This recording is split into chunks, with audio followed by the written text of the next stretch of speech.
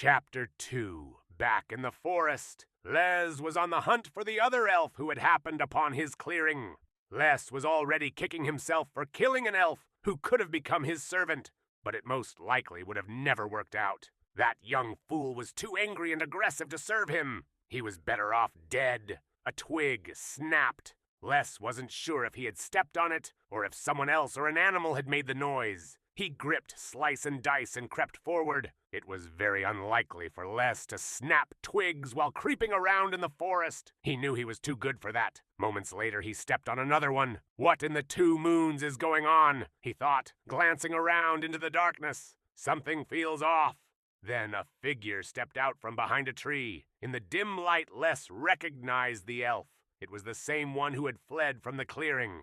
Les's eyes narrowed. "What in the name of Zal are you doing here?" he asked suspiciously. Les could see that the elf was trembling. It didn't appear that the elf was armed. Then he spoke. "I've come to surrender to you and join your cause," he said, his voice wavering slightly. Les eyed the elf, whose face was still half hidden by shadows. "How do you know about my cause, elf?" asked Les, raising his daggers. "Let me explain," he said. "My name is Alexander. I am a dark elf from the Scorpion clan. I and about 30 of my fellow dark elves from that clan have defected. We have heard all about you, Les Shinytop, and we desire to serve you. We desire to join the Snake Charmer clan and help you rebuild it." Les was hesitant. "How do I know you are telling the truth?" he said nervously. The elf smiled broadly. "Yes," he said, "that. I happen to have a signed letter with me now with all 30 members' names on it. It is tucked away on the left side of my robe.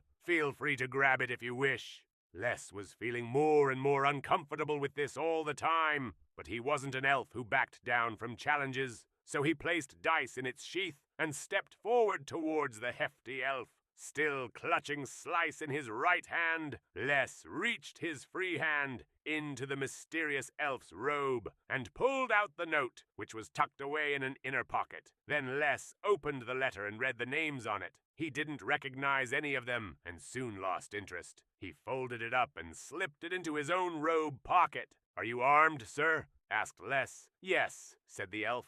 "I have a small magic wand in my pack, along with some arrows." Les took the elf's pack and emptied it onto the ground. Les also found some food in the pack. Les glanced up at the elf.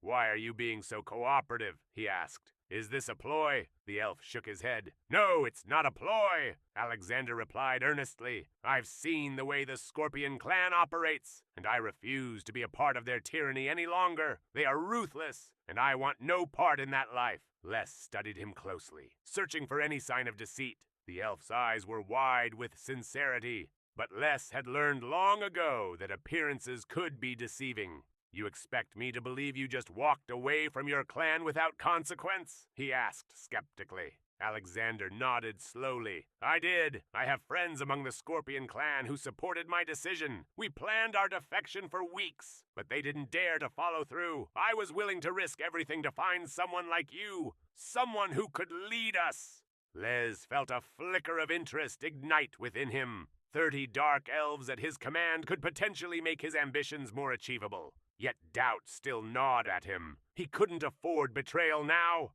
"And if I let you join me, how do I know you won't stab me in the back when it suits you?" "Because I know what betrayal looks like," Alexander said firmly, stepping closer as he spoke with passion. "I've seen too many betrayals in my own clan, and lost too much to turn against someone who offers hope and strength." He paused before adding, "Besides, if you kill me now, then all my fellow defectors will remain unaligned, and that would benefit neither of us." Les considered this carefully, weighing his options as he ran a thumb along the edge of Slice's blade. The fire crackled in the distance as he thought about the potential power this alliance could bring him against rival clans, and how it might help solidify his rule over Snake Charmer. Finally, he lowered his dagger slightly but kept it poised at the ready. "All right then," he said begrudgingly. "Prove your loyalty by helping me hunt down those who would threaten us first." A spark of determination ignited in Les's eyes. Alexander agreed to the terms. "I must return to my hideout and tell my men of our plan," he said. Les thought about this for a moment, then nodded.